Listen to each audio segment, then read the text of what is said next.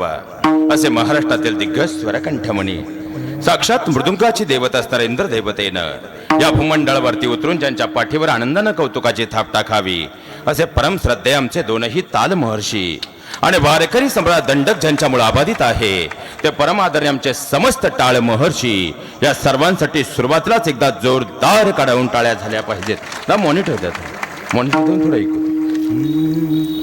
Apulia हिता जो असे जागता धन्य माता पिता तयाचिया कुळी कन्या पुत्र होती जे सात्विक तयाचा हरी वाटे देवा गीता भागवत करीती श्रवण अखंड चिंतन विठोबाचे कुळी कन्या पुत्र होती जे सात्विक तयाचा हरी वाटे देवा तुका म्हणे मज घडो त्यांची सेवा परी माझ्या दैवा पार नाही कुळी कन्या पुत्र होती जे सात्विक तयाचा हरी वाटे देवा विठ्ठल.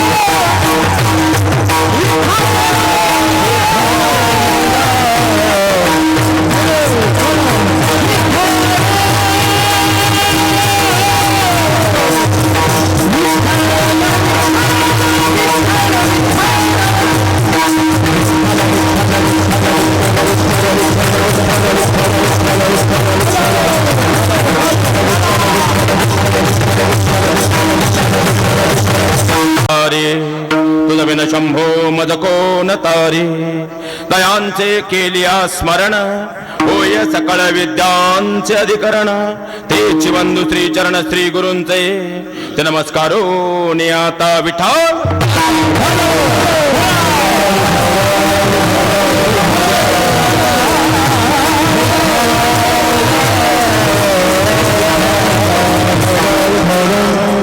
आपुलिया हिता जो असे जागता धन्य माता पिता तयाचिया कुळी कन्या पुत्र होती जे सात्विक तयाचा हरी वाटे देवा.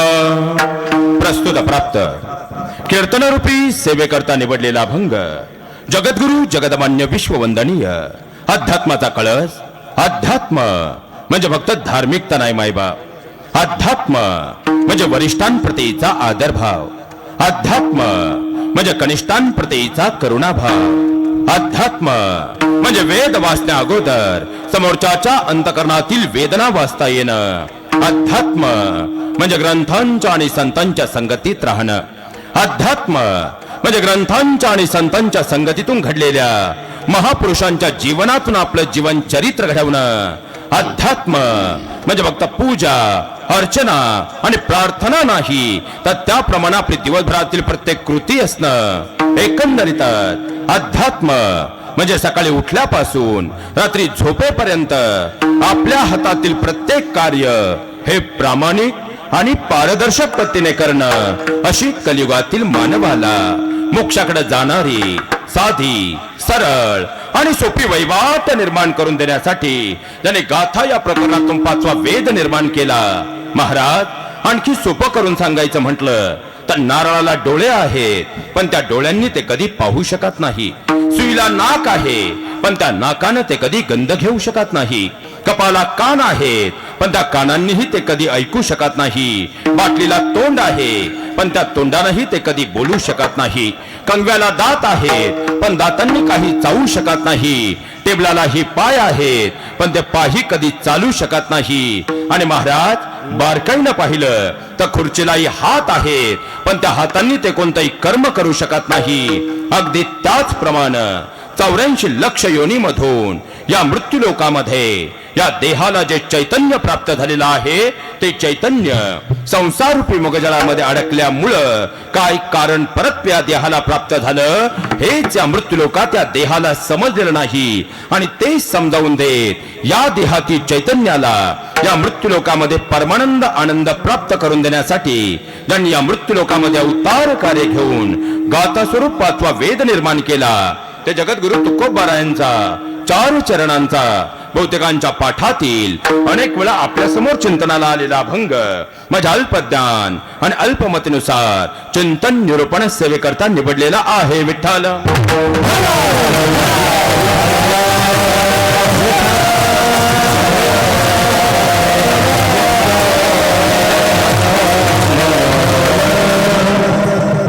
या भंगावर माझ्या अल्पमतीनुसार चिंतनरूपी सेवा प्रस्तावित करत असताना प्रस्तावना द्यायची ती अशी. खऱ्या अर्थानं शिवरत्न जिवाजी महाले यांच्या जन्मोत्सव सोहळ्याच्या निमित्तानं गेल्या 2 वर्षांपासून अवतरणार ही पंढरी म्हणजे सुरुवातीलाच एकदा जोरदार कडाळून टाळ्या समस्त ग्रामस्थांसाठी झाल्या पाहिजेत. कारण 2 वर्षांची अखंड परंपरा मात्र खऱ्या अर्थात 2 पिढ्यांचा संगमही या ठिकाणी पाहायला मिळतोय. कारण या ठिकाणी जी वयस्कर पिढी आहे त्यांच्या घामाचे थेंब या मातीत दडलेले आहेत. या ठिकाणी जी मध्यमवर्गीय पिढी आहे त्यांच्या आध्यात्मिक विचारांचा गंध खऱ्या अर्थानं पुढच्या तरुणाईपर्यंत पोहोचलेला आहे. आणि या ठिकाणी जी मोठ्या प्रमाणात तरुणाई उपस्थित आहे आज त्यांच्या खांद्यावरती ज्येष्ठ मंडळींच्या आशीर्वादानं या नाम पंढरीची धुरा आहे. म्हणून तेवढी सुंदर एकदिवसीय पंढरी या ठिकाणी अवतीर्ण झालेली आहे. आणि ज्येष्ठ मंडळींनाही सुरुवातीलाच एक वाक्य बोलून जातो, महाराज तुम्ही जीवनात कितीही संपत्ती कमवा, हवं तर उतारवय येईपर्यंत स्विस बँकेत अकाउंटही खोला, पण एकदा उतारवय आलं आणि हा देह खाटेवर गेला की तुम्हाला भेटायला येणारा प्रत्येक जण फक्त 2च प्रश्न विचारणार आहे. पहिला प्रश्न तुमची तब्येत कशी आहे आणि दुसरा प्रश्न तुमची लेकरं काय करतात. त्यावेळेस खाटेवर पडल्या पडल्याही नजरेत चमक आणून सांगता यावं की आमची लेकरं खऱ्या अर्थानं आपल्या व्यवसायामध्ये पुढे असताना त्या अध्यात्म क्षेत्रातही तेवढीच पुढे आहे. तेव्हा मला वाटतं या मूळ प्रपंचातला आपल्या खऱ्या अर्थानं मृत्यू लोकातील परमार्थ साधला जाईल. आणि खऱ्या अर्थानं आजची तरुणाई पाहिली तर ज्येष्ठ मंडळींचं यश आहे. म्हणून ज्येष्ठ मंडळींसाठीही एकदा जोरदार कडाळून टाळ्या झाल्या पाहिजेत. आणि तरुणाईलाही सुरुवातीला एक वाक्य बोलून जातो, महाराज तुमच्या खिशामध्ये 10 कोटी रुपये आहे आणि तुम्ही गावातल्या चौकात आलात पण तुमच्या तोंडाचा जर दारूचा वास आला तर पारावर बसलेल्या बापाची मान शर्मेने खाली गेल्याशिवाय राहत नाही. पण तुम्ही गावातल्या चौकात उभे असाल तुमच्या खिशात 1 रुपया सुद्धा नसू द्या पण 4 लोक नम्रतेने तुमच्या जवळ येऊन जर तुम्हाला नमस्कार करत असतील तर पारावर बसलेल्या बापाची मान सन्मानानं ताट झाल्याशिवाय राहत नाही. आणि खऱ्या अर्थानं जर पाहायला गेलं तरुणाई जेव्हा अध्यात्माकडे पुढे येते तेव्हा नक्कीच ते व्यसनांपासून दूर जाते आणि आपली तरुणाई या निमित्ताने या सोहळ्याच्या पुढे आहे. म्हणून तरुणाईसाठी सुद्धा एकदा जोरदार कडाळून टाळ्या झाल्या पाहिजेत. त्याचप्रमाणे आदरणीय बाबांसाठी एकदा जोरदार कडाळून टाळ्या होऊ द्यात महाराज. कारण आज फक्त खऱ्या अर्थानं जालना परिसर नाही संबंध महाराष्ट्रामध्ये अत्यंत कमी वयामध्ये फार मोठं नाव खऱ्या अर्थानं त्यांनी प्रस्थापित केलेलं आहे. आणि खऱ्या अर्थानं बाबांचा फोन आला आणि आमच्याकडे खऱ्या अर्थानं बाबांचं जर नियोजन पाहिलं तर आज हा जालना परिसर सोडून द्या पण आमच्या भागामध्ये जरी पाहिला आलात तर खऱ्या अर्थानं फार मोठमोठे सोहळे त्यांनी खऱ्या अर्थानं पाहिला गेलं तर आज संपन्न करून कळूस रूपाला नेलेले आहेत. म्हणून पुन्हा एकदा बाबांसाठी जोरदार कडाळून टाळ्या होऊन जाऊ द्यात. आणि खऱ्या अर्थानं जर पाहिला गेलं या व्यासपीठावर मी काय बोलावं हा प्रश्न आहे.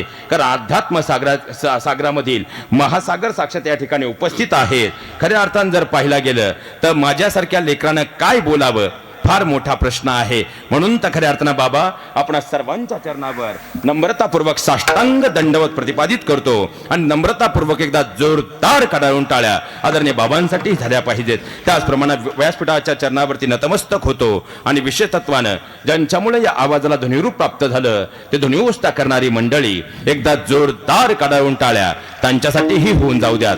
आणि खऱ्या अर्थानं जर पाहिला गेलं तर ही सगळी तरुण मंडळी एकत्र आली, समस्त ग्रामस्थ एकत्र आले आणि गेल्या 2 वर्षांपासून ही पंढरी अवतीर्ण होते आहे. म्हणून आपल्या नाभिक समाजातील तरुणांसाठी सुद्धा एकदा जोरदार कडाळून टाळ्या या ठिकाणी झाल्या पाहिजेत. त्याचप्रमाणे ज्यांच्यामुळे या नामपंढरीला साक्षात भगवान परमात्म्याचा आशीर्वाद प्राप्त झाला ती ही महाराष्ट्रातली सगळी कोहिनूर रत्न. कारण एक वाक्य थोडं जबाबदारीने बोलेल महाराज. वारकरी संप्रदायांनी खरं कळस बसवला ते म्हणजे जगद्गुरु तुकोबाराय. आणि त्याच कळसाला आजच्या काळात मुलामा देण्याचं कार्य जे करतात ते म्हणजे खऱ्या अर्थानं हे आदरणीय व्यासपीठ आहे. कारण लक्षात घ्या महाराज, अहो दूरदर्शनवरती आम्ही एखादं गीत जरी पाहिलं तरी घरात आई पप्या का बाते पप्या तोपक, पण त्या मागे त्यांचा रोजचा 18 तासांचा रियाज असतो. माझ्या महाराष्ट्राचा हा शेतकरी, माझ्या महाराष्ट्राचा हा वारकरी आणि धर्मावर संकट आलं तर होता धारकरी असेल ती चटणी भाकर खातात. आपल्या शेतामध्ये, नोकरीमध्ये, व्यवसायामध्ये राब राबतात.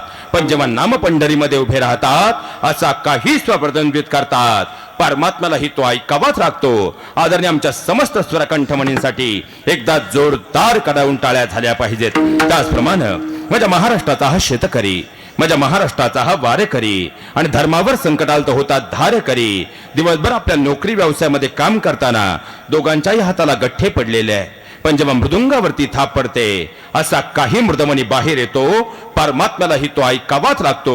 बाबा आपल्या दोघांच्याही चरणावर साष्टांग दंडवत प्रतिपादित करतो. त्याचप्रमाणे वारकरी दंड संहिते आधारे या व्यासपीठाचा पहिला मान ज्यांचा आहे ते परम आदरणीय आमचे विनेकरी बाबा, द्वितीय मान ज्यांचा आहे ते परम आदरणीय आमचे चोपदार बाबा, तृतीय मान या व्यासपीठाचा ज्यांचा आहे ते परम आदरणीय आमचे समस्त टाळ महर्षी. या सगळ्यांसाठी सुरुवातीला एकदा पुन्हा जोरदार कडाळून टाळ्यांच्या अपेक्षा या ठिकाणी व्यक्त करतो. आता तुम्ही म्हणाल महाराज आधीच उशीर झालाय आणि तुम्ही बोलायला लागलेले 5 मिनिटं झाले, पण 5 मिनिटापासून तुम्ही आम्हाला टाळ्याच वाजवायला लावल्यात. तरी एकदा अपेक्षा आहे महाराज, जोरदार कडाळून टाळ्या होणच जाऊ द्यात. कारण या सगळ्या टाळ्या तुमच्यासाठी आहे महिला वर्ग. कारण संध्याकाळी 7 वाजले आणि आपल्या हातात रिमोट आला आणि आपल्या घरात जी मराठी किंवा सन मराठी सुरू झालं की संध्याकाळी 7 वाजता तू तिथं, मी 7:30ला नको दूर जाऊ बाबा, 8 वाजता कॉन्स्टेबल मंजू आणि 8:30ला आदिशक्ती, हे सगळं सोडून तुम्ही आलात. तुमचेही मनपूर्वक ऋण व्यक्त करतो आणि माझ्या चिंतन रूपी सेवेकडे प्रस्थान करतो. विठ्ठल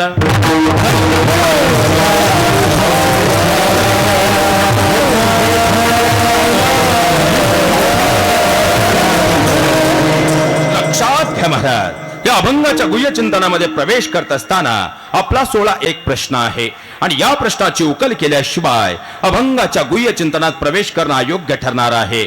आणि प्रश्न असा आहे की इसवी सन 1200च्या कालखंडापासून आपल्याकडे कथा, कीर्तन, नामयज्ञ सोहळे सुरू आहेत.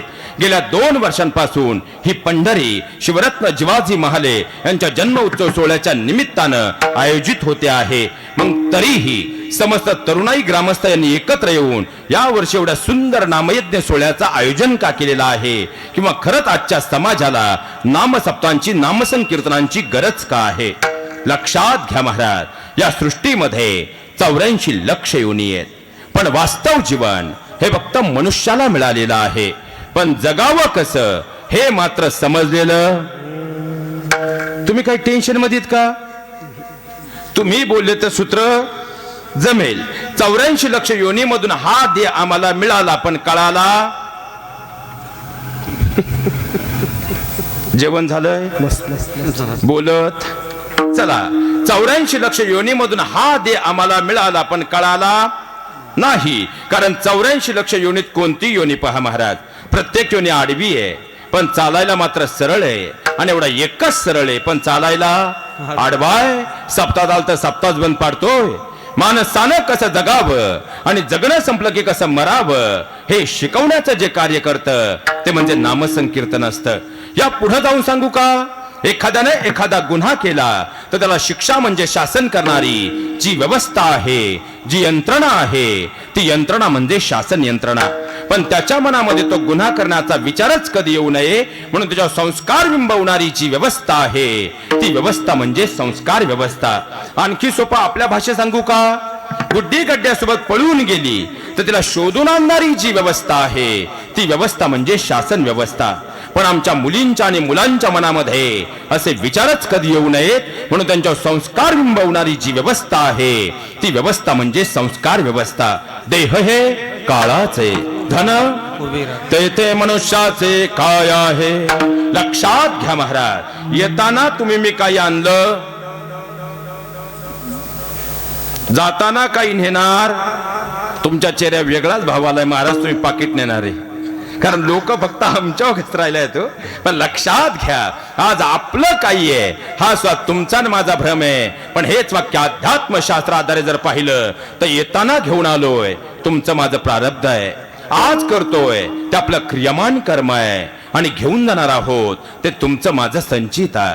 मग संचिताचं गाठोडं जर आज व्यवस्थित बांधायचं असेल तर आजपासून आपली कर्म आपल्याला आदर्शवत करावी लागतील. आणि कर्म जर आदर्शवत करायचे असतील त्यासाठी संस्कार अत्यंत महत्वाचे आहेत. आणि आज मितीला संस्कार व्यवस्थेचं या संबंध जगाच्या पाठीवरील सगळ्यात मोठं आदर्श विद्यापीठ जर कोणतं असेल ते म्हणजे नामसंकीर्तन आहे. आणि म्हणूनच आजच्या समाजाला एवढा सुंदर नामपंडित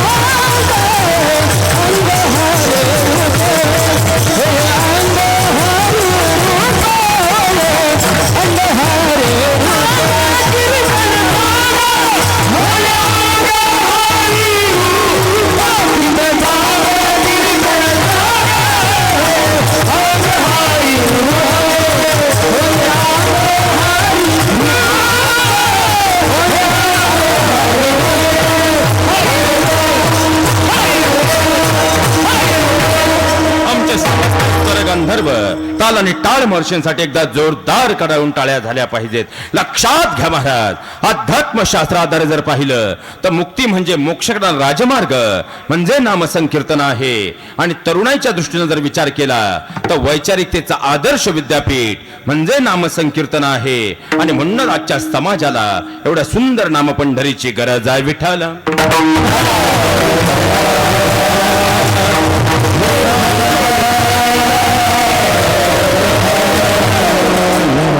लक्षात घ्या महाराज, या अभंगाद्वारे जगद्गुरु तुकोबाराय जो आपल्या हिताच्या ठिकाणी जागा आहे त्यांच्या मातापित्यांना धन्यता देतात. इथं मातापिता हा अनुषंग दोन गोष्टींसाठी आहे. कारण खऱ्या अर्थानं पहिले मातापिता म्हणजे संत माय बाप कृपा वंत आणि दुसरे मायबाप आपले जन्म देणारे मायबाप आहेत.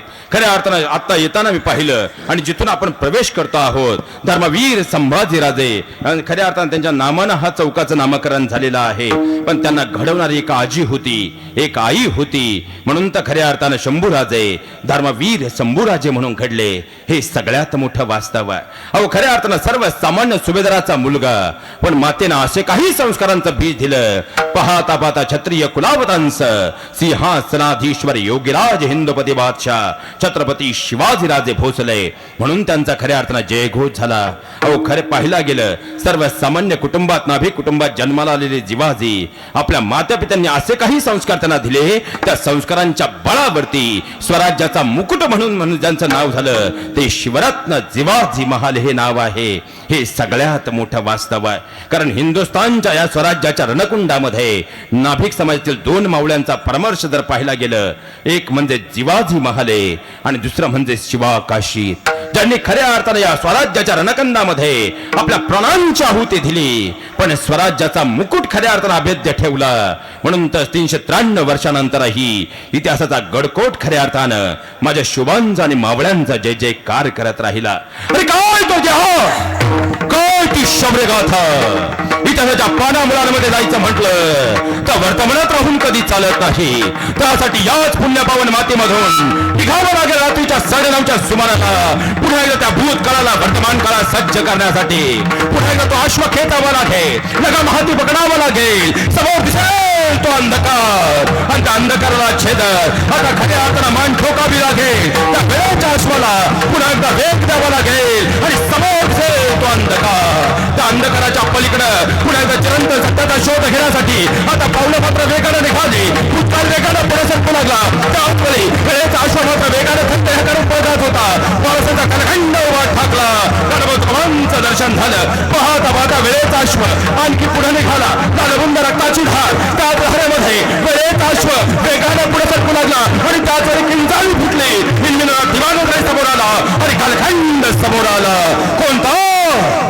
सन 1600 आदिलशाहीचं स्तोम माजलं होतं.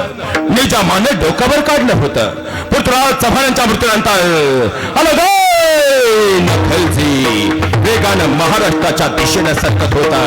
चाऱ्यावणी सत्ता महाराष्ट्राच्या पोलादी छातडावर थैथयाण्यात होत्या. याच काळात खऱ्या अर्थाने रयतेने चिपटलेले डोळे मात्र रयते पाहत होते आणि या सृष्टीच्या ब्रह्मांडाच्या पाठीवर ज्याप्रमाणे घेतला होता भगवान परमात्म्याचा अवतार, या रयतेला वाली म्हणून, या सर्व सामान्य भक्तांना वाली म्हणून, पण तोच आता अवतार पुढे होणारच नाही का? या ब्रह्मांडामध्ये कालोख साचला, त्यामध्ये सूर्योदय होणारच नाही का? आणि वीज कोसळले. मालोजींच्या रूपानं सृष्टीला नवचैतन्य मिळालं आणि ह्याच मालोजींच्या पोटी जन्मलेल्या शहाजीराजांनी पुण्यावरती भगवा फडकवला.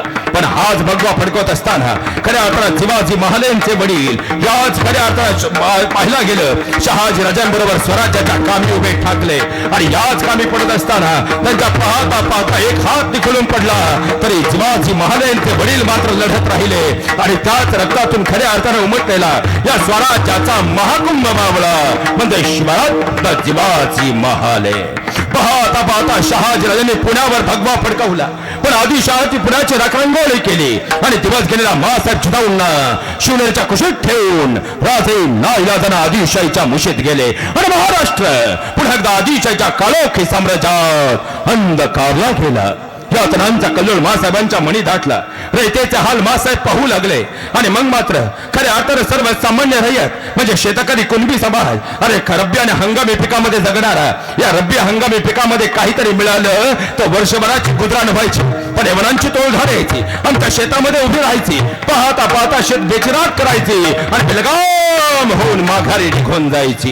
चित्र पाहिलं, मासाहेबांचे डोळे पाणवले. स्त्री म्हणजे आमच्या देवाऱ्यातील देवता आणि यवनांची तोल धराली. आमच्या यवन खऱ्या अर्थाने यवन आमच्या घरापर्यंत घुसायचे, आया बहिणींच्या आबरूची रक्ताला वेशीला टांगायचे आणि बेलगाम होऊन माघारी निघून जायचे. मासाहेबांनी चित्र पाहिलं, डोळ्यातून खळखळा अश्रू ओघळू लागले. अरे सर्व सामान्य रयतेला वाली कुणीच नाही का? या रयतेच्या डोळ्यातला अश्रू आता कोणी पुसणारच नाही का? आणि शिवनेरच्या कुशलात शिवाई समोर मासाहेब नतमस्तक झाल्या आणि मुखातून बोलू म्हटले, हे अंबिकेने चंडिके वरदान दे, उन्मत्ताई सिंहासने चिरफाड न्यामच पुत्र दे. आणि फाल्गुन महिना शिशिर ऋतू हस्त नक्षत्रावर पृथ्वीचे वैभव व्यक्त करणारे 8ही ग्रहानुकूल असताना 19 फेब्रुवारी 1630 बाळ राधे जन्माला.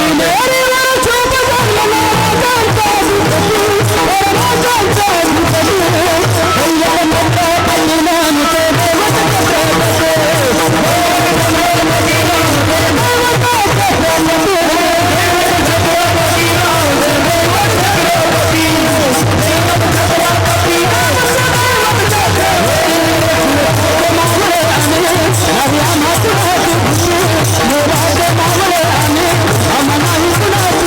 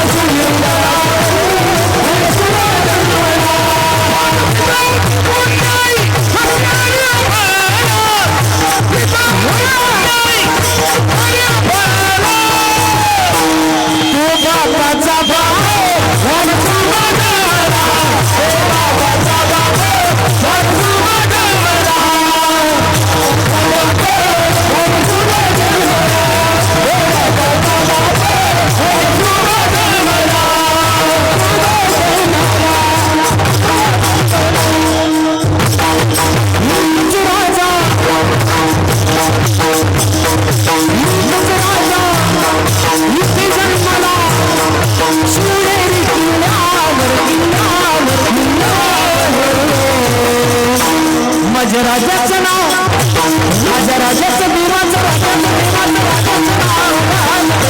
माझ्या राजाचं नाव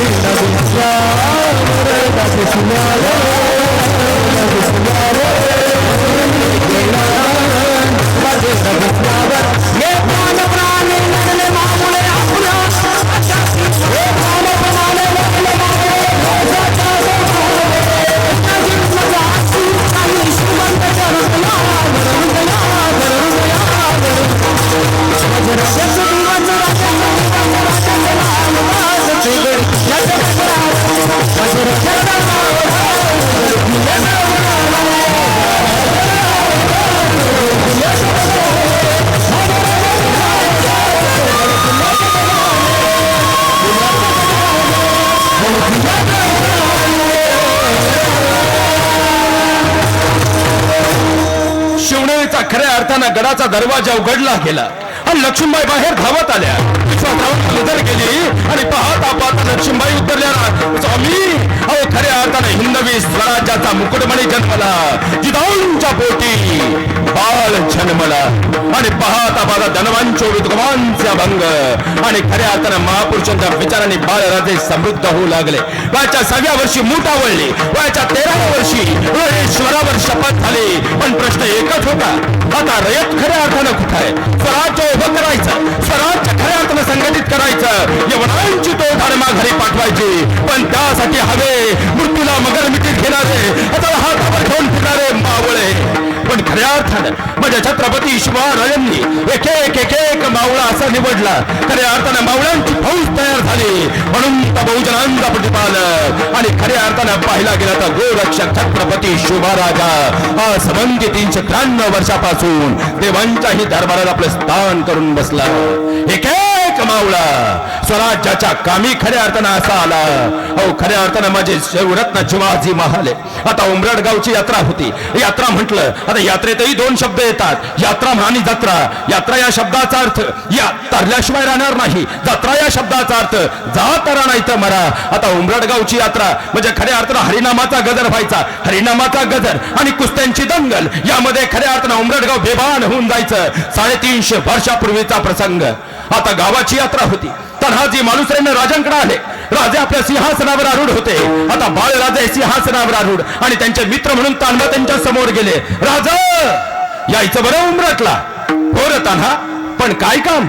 यात्रा आहे नवा आमच्या गावाची, यावं लागतंय तुम्हाला. आणि खऱ्या अर्थानं 10 शराचं सोन्याचं कड देणार हाय राजा आम्ही. जो कोणी जिंकल त्याला आणि ते बी तुमच्या हस्ते यावं लागेल जी.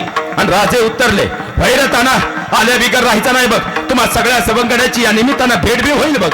आणि पाहता पाहता यात्रेचा दिवस उजेडला. आता मात्र यात्रेला खरा पाहिला गेलं. 12 मावळातून आता लोक आली होती. कटरगाड्या भरून गावागावातली लोक आता उमरटच्या मातीमध्ये येत होती. कारण कुस्तीची दंगल आता त्या काळातली. कारण जुना काळ जर पाहिला, आता टीव्ही येऊ द्या, आता मोबाईल येऊ द्या, यामुळं खऱ्या अर्थानं गावातला आनंद आणि कला मात्र बाजूला पडून गेली. पण एक काळ होता लोकवंतांचा तमाशा आणि होणारा कुस्तीचा आखाडा यामध्ये आणि होणारी हरिनामाची खऱ्या अर्थानं गजर यामध्ये गाव बेभान होऊन जायचं. आखाडा भरलेला होता आणि आखाड्यामध्ये आता पहिलवान उतरणार होते. 12 गावचे 12 मावळातले मुलुकातले आता खऱ्या अर्थानं मावळे आता हीच कुस्ती पाहण्यासाठी आले होते. एका बाजूला होता लखू बेरळ आणि दुसऱ्या बाजूला होता भिखाजी ढोरे. संबंध स्वराज्यामध्ये दख्खनच्या मातीमध्ये या 2 कुस्तीपट्टूंचं नाव असं होतं आणि नाव ऐकलं तरी कापरं भरत होतं. पण आता एकीकडे खऱ्या अर्थानं जर पाहिला गेलं लखू बरड म्हणजे बाजी पासलकरांच्या दावणीत तयार झालेला, बाजी पासलकरांनी घडवलेला जणू दगडच होता. दुसऱ्या बाजूला होता फुलाजी बांदरांनी घडवलेला भिका ढोरे. आता कुस्तीची दंगल होणार होती, कुस्ती भरणार होती. 10 शेराचं खऱ्या अर्थानं कवच कुंडल आता मात्र विजेत्याला मिळणार होतं. पण आणि राजे येणार.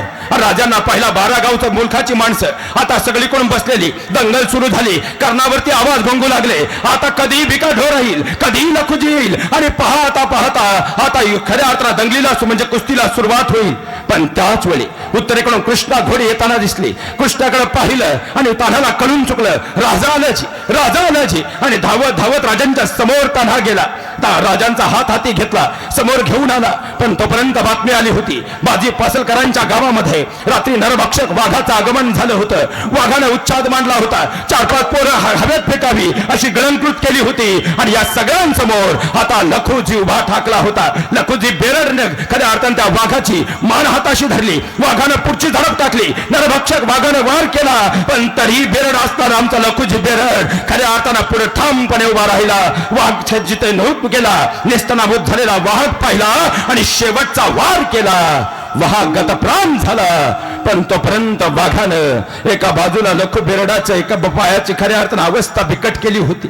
पाय रक्ताबंबाळ होऊन पडलेला, नसा फाटलेल्या. पण याही परिस्थितीमध्ये लखू बेरड उभा होता. खऱ्या अर्थानं त्या वाघासमोर उचिताच्या चालीनं आणि चपळाईनं त्याला समाप्त करत होता. आता बातमी होऊन पोहोचली, दंगल सुरू व्हायला अवघे काही मिनिटं, काही तास बाकी. आणि त्याच वेळी आता लखू बेरड येणार नाही. 12 गावातून आलेल्या मावळ्यांना मात्र आता हिरमोड झाला. करावं काय? आलो ज्यासाठी तेच पाहायला मिळणार नाही. आता भिकाजी ढोरेला 10 मनाचं खऱ्या अर्थानं सोन्याचं कडे मिळणार. पण त्याच वेळी कर्णावरती आवाज घुमला, कोणी आहे का या उमरड गावच्या मातीमध्ये खऱ्या अर्थानं या लाल मातीतून उगवलेला नरवीर नाही का? आणि त्याच वेळी याच दंगलीच्या बाजूला असणाऱ्या पश्चिमेकडच्या गलक्यामध्ये काहीतरी कुजबूज सुरू झाली. एक पोरग लंगोट लावलेलं धनवून पोराचं पाहता पाहता पुढं आलं. आणि मग मात्र सगळ्यांच्या नजरा ओळखल्या गेल्या. पाहिलं, अरे कोण कोण? आणि त्याच वेळी कोणीतरी ओरडलं, अरे जीवा आहे आपला जीवा. आणि सगळीकडून टाळ्यांचा उत्साह झाला. जीवाजी आता खऱ्या अर्थानं या कुस्तीच्या दंगलीमध्ये आखाड्यात उभा ठाकला. एक एक डाव पडत होता. पण भिकाजी समोर आज मात्र जीवाजी खऱ्या अर्थानं अभेद्यपणे उभा होता. प्रत्येक डाव माघारी पडत होता. आणि शेवटी मात्र जीवाजीने एकच डाव टाकला आणि भिकाजी कोसळला. पण भिकाजी कोसळलेला पाहिला. अरे 12 गावचे 12 बावले आता खऱ्या अर्थानं खटर गाडीतून आलेले हजारोंचा समाज सगळा धावत आला. जीवाजींना डोक्यावर घेतलं. आणि मग तान्हाजींकडे पाहत राजे उत्तरले, कोण कोण हा? आणि तान्हा उत्तरला, राज आपल्यातलाच आहे, जीवाजी. यांचे वडील आपल्या मोठ्या धन्यांकडे होते आणि त्याच खऱ्या अर्थानं निजामाविरुद्ध लढताना त्यांचा हात गेला होता. त्यानेच घडवण्याची यांना. अरे वा. आणि मग राजांनी मात्र जीवाजींना जवळ घेतलं, घट्ट मिठी मारली. राजांच्या मनात काय चालू होतं माहित नव्हतं. पण राजांनी एक वार पाहिलं आणि विचारलं, जीवाजी फार सुंदर, काय तुमचं तेज, काय ती शक्ती, काय करता आपण? आणि जीवाजी उत्तरता झाला, राज काय नाही जी, काय नाही. लग्न मध्ये खऱ्या अर्थानं पाहायला गेलं तर दंगली खेळतो, कुस्त्या करतो, बाकी काय नाही जी. अरे वा. दानपट्टा लग्नात चालवतो, कुस्त्यांचं मैदान गाजवतो, हेच काम करायचंय. येतोच आमच्या बरोबर. काय करावं लागेल? अरे हेच करावं लागेल. फक्त यात्रेत, लग्नात नाही, गनिमान सोबत. आणि जीवाजींनी मान हलवली. होकारार्थी आदेश मिळाला.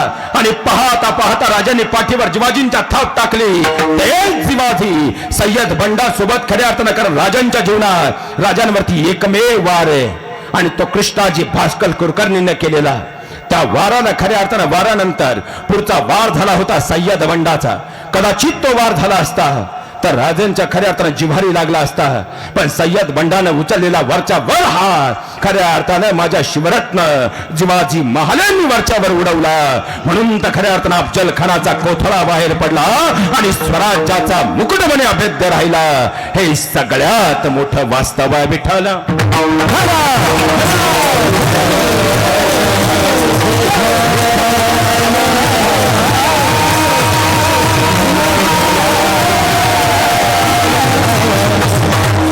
लक्षात घ्या महाराज, खऱ्या अर्थानं स्वराज्याच्या कामी एक एक मावळा येत गेला. पण त्या माता पित्यांचे ते संस्कार होते म्हणून तर स्वराज्याच्या कामी. अंगामध्ये स्वाभिमानाची धग होती म्हणून तर स्वराज्याच्या कामी एक एक मावळा आनंदानं प्राणांच्या आहुती देत गेला.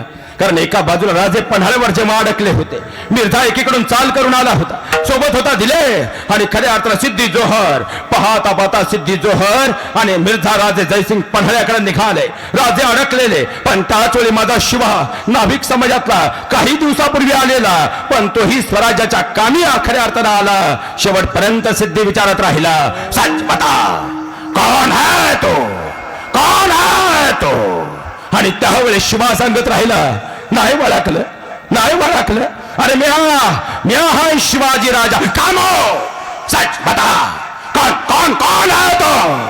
आणि शिवा मात्र सांगत राहिला, अरे वय म्याच हाय शिवाजी राजा. शेवटी वार होत राहिले, माझा शिवा कोसळला, पण कोसळतानाही हसत राहिला. कारण खऱ्या अर्थानं एका पदासाठी, एका पदवीसाठी, आणि जी पदवी कोणती पैशाची नव्हती, सत्तेची नव्हती, कोणत्याही राजघराण्याच्या गादीची नव्हती. ती पदवी होती फक्त पाठीवर राजांचे थापेची. आणि एक थाप खऱ्या अर्थानं उभ्या आयुष्याला जन्म आणि मृत्यूच्या हिंदाळ्यावर नेत होती. हे नाभिक समाजाचं सगळ्यात मोठं वैशिष्ट्य आहे. त्यांनी स्वतःसाठी कधी कोणती गोष्ट मागितली नाही, त्यांनी स्वतःसाठी कोणती गोष्ट केली नाही. समाजामध्ये पूर्वंपार काळापासूनचा अभ्यास करा. महाला हे आडनाव नाही. तुम्ही महाबळेश्वरला जर गेला, पाचगणी परिसरात गेलात, तिथं नाभिक समाजाला आदरार्थी जी उपाधी दिली जाते ती खऱ्या अर्थानं, कारण जिवाजी सपकाळ हे जिवाजींचं खरं नाव होतं. जिवाजी महाले हे खऱ्या अर्थानं त्यांना खऱ्या अर्थानं मिळालेली सन्मानाची उपाधी होती, जी त्यांनी खऱ्या अर्थानं आपल्या जीवनामध्ये आपलं संबंध जीवन रयतेसाठी समर्पित केलं. म्हणून आजही महाबळेश्वर वाई पाचगणीमध्ये नाभिक समाजाला सन्मानानं महालाजीच म्हटलं जातं. हे सगळ्यात मोठं वास्तव आहे. आणि एक वाक्य मात्र बोलून जाईल. बऱ्याच वेळा आपल्याकडून एक शब्द जातो, जीवा महाले. ज्या कृष्णाजी भास्करानं राजांवरती वार केला ते नाव होतं कृष्णा भास्कर कुलकर्णी. पण तरी आम्ही कृष्णाजी भास्कर कुलकर्णी म्हणतो. आणि ज्यांनी खऱ्या अर्थानं सय्यद बंडाचा वरच्या वर हात कलम केला आणि खऱ्या अर्थानं राजांच्या प्राणाची ज्योत आणखी तेवत ठेवली, ज्याने खऱ्या अर्थानं स्वराज्याच्या कामी स्वतःच्या प्राणांच्या आहुतीचाही विचार केला नाही, त्यांना आम्ही जीवा म्हणून मोकळं होतो. म्हणून जर ह्या सोहळ्याच्या निमित्तानं कोणती गोष्ट करायची असेल तर इथून पुढच्या काळात काहीही झालं, जीवा महाले या शब्दाचा प्रयोग कुठेही होता कामा नये. तो जीवाजी महालेच झाला पाहिजे. एवढं जरी आम्ही आमच्या अंतकरणात ठरवलं, आयुष्य पूर्ण झाल्याशिवाय राहणार नाही. हे सगळ्यात मोठं वास्तव आहे. अरे शिवा खऱ्या अर्थानं गेला. माऊली रडत होती. राजांनी विचारलं, आई का रडताय? तुमचा शिवा गेला म्हणून रडताय? त्यावेळेस शिवा काशिदांच्या आईचं उत्तर होतं, राजा कोण म्हणतं माझा शिवा गेला म्हणून मी रडतीय? माझा शिवा गेला म्हणून नाही रडत राजानं. अरे माझा शिवा स्वराज्याच्या कामी पडला रे. हे भाग्य फार कमी लोकांना होत. अरे कितीतरी जन्माला येत ती, कितीतरी सरनावं जात्या ती, पण माझा शिवा जन्माला आला. माझा शिवा म्हणून नाही गेला रे, शिवाजी राजा म्हणून गेला नव. अरे असे 5-10 लेकरं असती तर आता स्वराज्याच्या कामी तुझ्या संगतीला धाडली असती. म्हणून डोळ्यातून पाणी आलं रे. माझा शिवा गेला. अरे प्रत्येक माणूस एक दिवस जातो, पण कसा जातो याला मौली काढताय. माझा शिवा गेला ना, या माईचा पदर आज सन्मानानं तार झाला. पण एकच दुःख आहे, अशी 5-10 लेकरं असती तर स्वराज्याच्या कामी धाडली असती. हा खऱ्या अर्थानं नाभिक समाजातील एका आईचा संस्कार आहे.